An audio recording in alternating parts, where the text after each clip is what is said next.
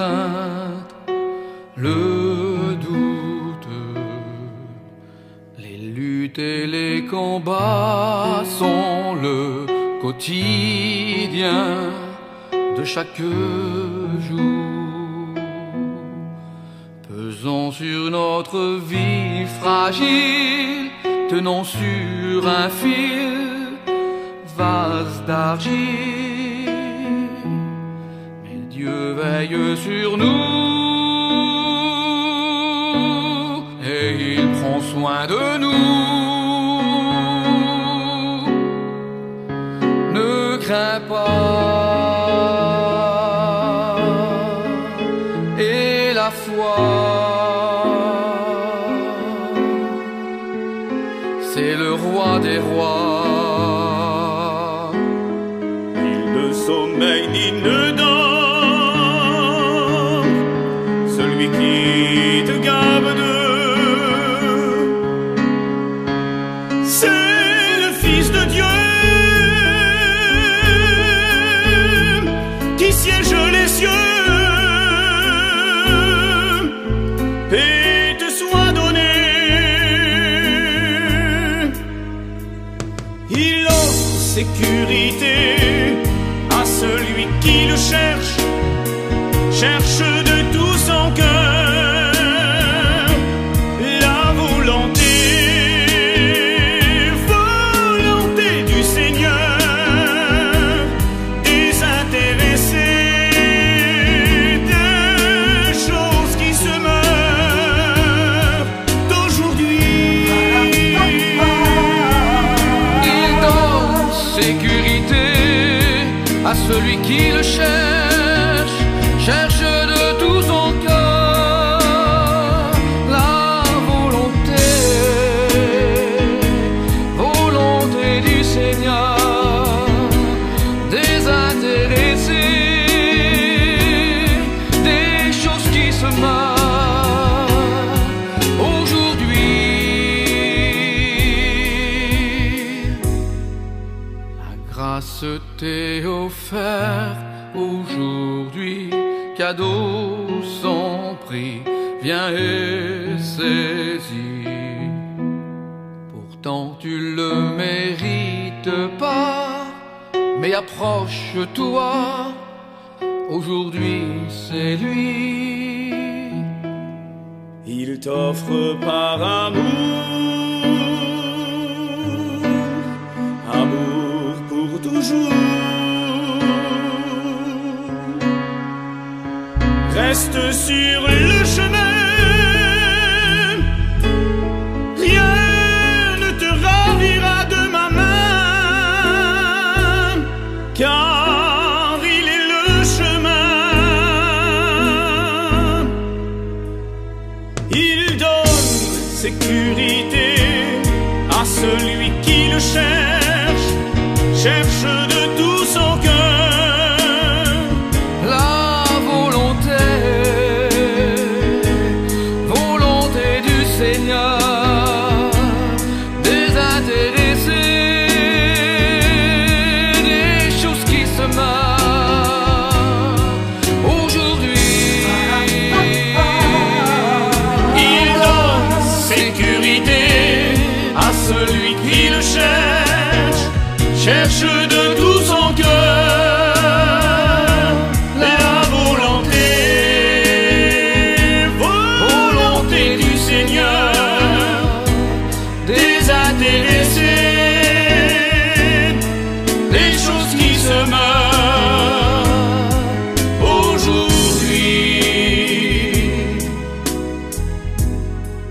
Prends conscience et dis-lui merci, il t'a racheté à un grand prix.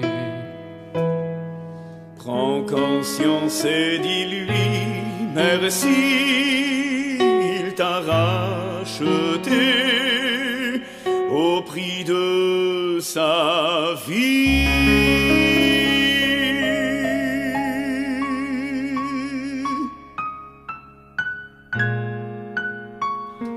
Car ce n'est pas par de l'or et de l'argent que vous avez été rachetés de la vaine manière de vivre, mais par le sang précieux d'un agneau sans tache et sans défaut, celui que Jésus a offert pour chacun d'entre nous.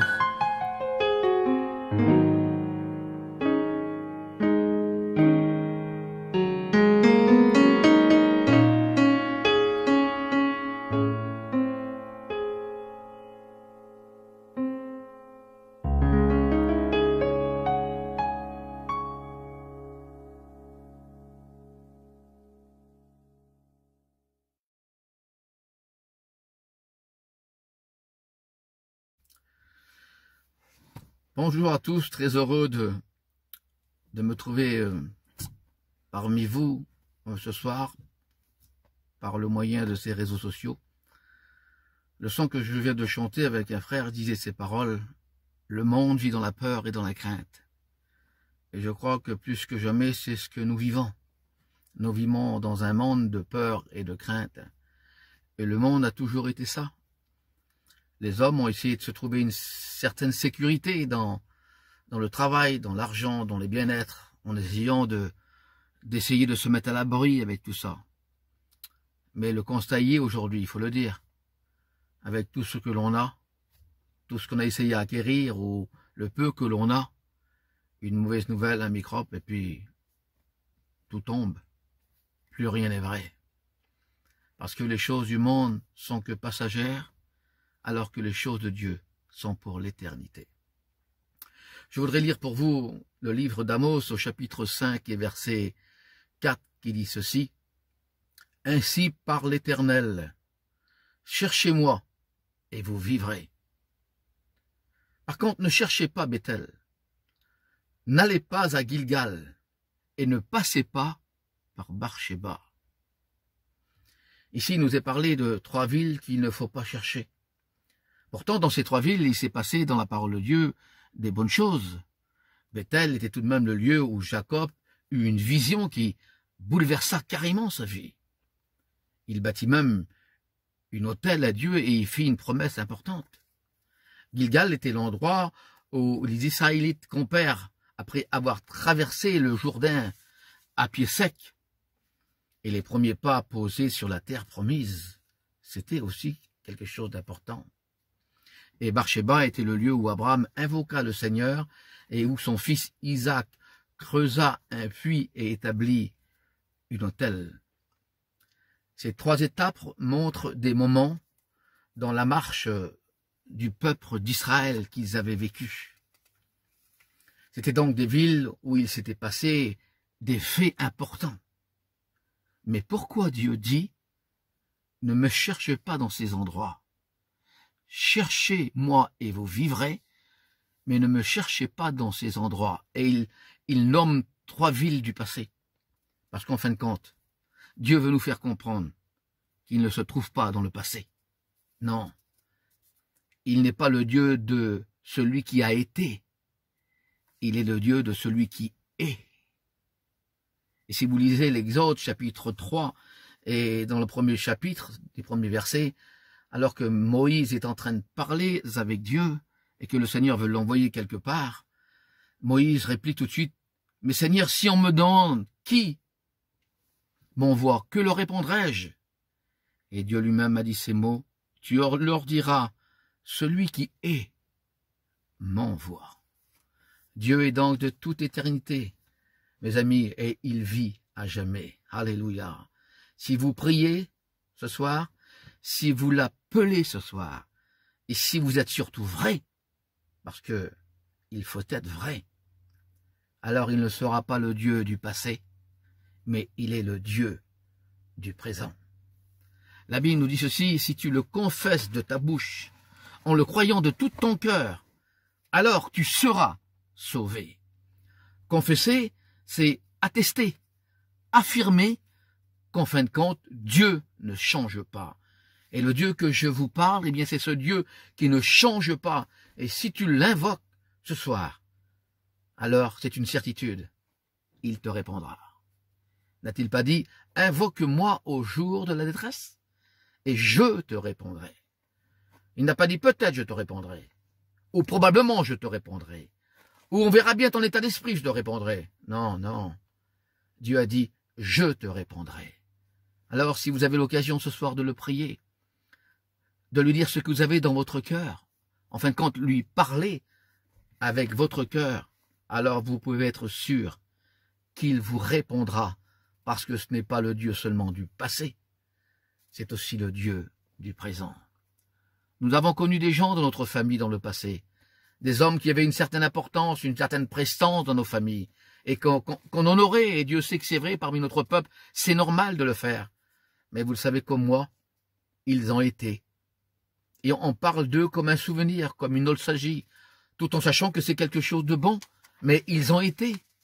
À la grande différence de Dieu, c'est que Dieu est encore. Et un Dieu vivant peut vous changer. Un Dieu vivant peut apporter un sens à votre vie. N'a-t-il pas dit, je suis le chemin, la vérité et la vie. Alors oui, il y a deux choses importantes dans la vie. Il y a ce qu'on appelle le nécessaire et il y a aussi l'essentiel. Le nécessaire, c'est ton petit travail. Le nécessaire, c'est tes enfants. Le nécessaire, c'est ta famille. Et que Dieu soit béni, que si Dieu nous les a donnés, c'est justement pour les protéger. Et ça, c'est le nécessaire. Mais n'oublie jamais une chose, que l'essentiel, c'est Dieu. Dieu qui est capable de répondre à ton besoin. Dieu qui est capable de répondre à ta prière. Il n'est pas simplement le Dieu d'hier, il est le Dieu d'aujourd'hui. N'a-t-il pas dit en Hébreux, chapitre 11 et verset 8, « Je suis le même hier, aujourd'hui et éternellement. » Voilà donc le Dieu à qui tu peux t'adresser encore ce soir, car il est lui seul qui peut répondre à ton besoin. Laissez-moi terminer avec cette petite histoire. Un jour, une femme qui avait son bébé sur ses bras est passée près d'une grotte et elle a écouté une voix qui lui disait ceci. « Entre dans cette grotte, prends tout ce que tu veux, c'est offert. Mais n'oublie pas l'essentiel et tu n'as que 10 minutes pour te servir. » Et quand elle est rentrée, elle a vu partout de l'or, des pièces d'or, des diamants. Alors elle s'est empressée d'en mettre dans ses poches. Et le compte à rebours ne faisait que lui dire, tu n'as que 10 minutes, tu n'as que 8 minutes, tu n'as que 7 minutes. Alors elle ne savait plus. Elle n'avait plus assez de place où les mettre, toutes ses richesses. Alors ce qu'elle a fait, son petit l'encombré sur ses bras. Elle l'a donc pris, elle l'a mis à l'entrée de la grotte, de sorte qu'elle dit, quand je vais sortir, je vais le prendre. Et puis, attirée par toutes ses richesses, elle en a pris. Et puis, tout coup, la porte allait se fermer. Il restait que 4 minutes, 3 minutes. Et elle en mettait parce qu'on en voulait toujours plus. Et c'est ce que le monde veut nous faire comprendre. C'est ce que le monde veut nous offrir, en fin de compte. Toujours plus. Non pas pour nous gagner, mais pour nous perdre.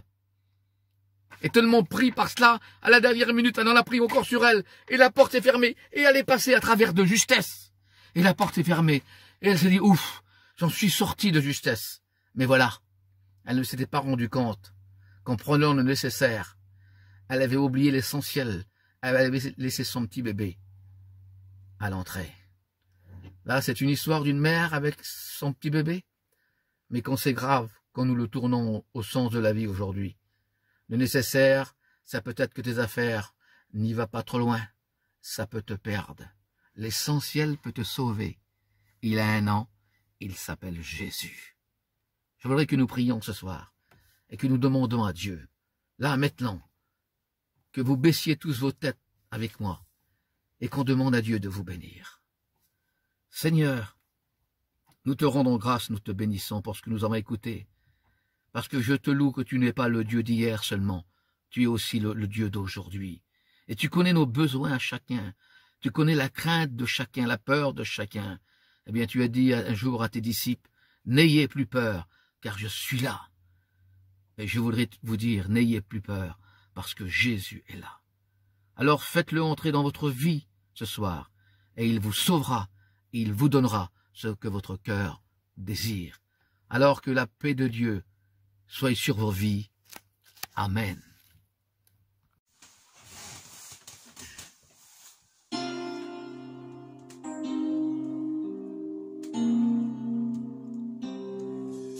L'essentiel dans la vie devient si petit quand on a tout perdu, qu'on n'a personne à nos côtés, avec qui tout partager, en qui se confier, qui nous comprend si bien, qui calme le chagrin.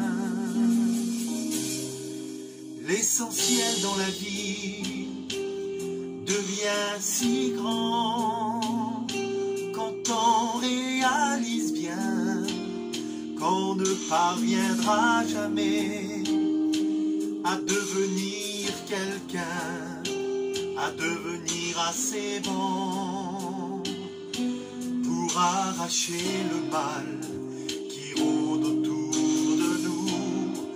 L'essentiel, c'est d'être aimé comme l'on n'a jamais aimé, d'un amour si grand qu'il meurt, jusqu'à nous en donner la vie, et qui calme la tempête qui tourmente le cœur. C'est par le pardon qu'il nous donne, qui apporte le bonheur. Mais Jésus nous a aimés comme l'on n'a jamais aimé, d'un amour pur et sincère qui peut nous redonner la vie et de vivre pour celui qui est venu sur cette terre que pour aimer.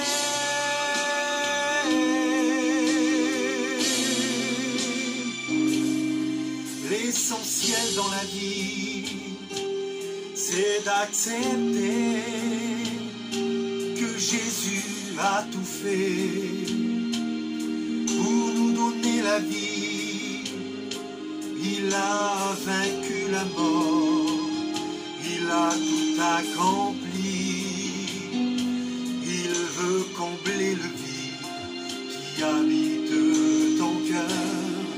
Mais Jésus nous a aimés comme l'on n'a jamais aimé, d'un amour si grand qu'il meurt, jusqu'à nous en donner la vie, et qui calme la tempête qui tourmente le cœur. C'est par le pardon qu'il nous donne, qui apporte le bonheur. Mais Jésus nous a aimés comme l'on n'a jamais aimé,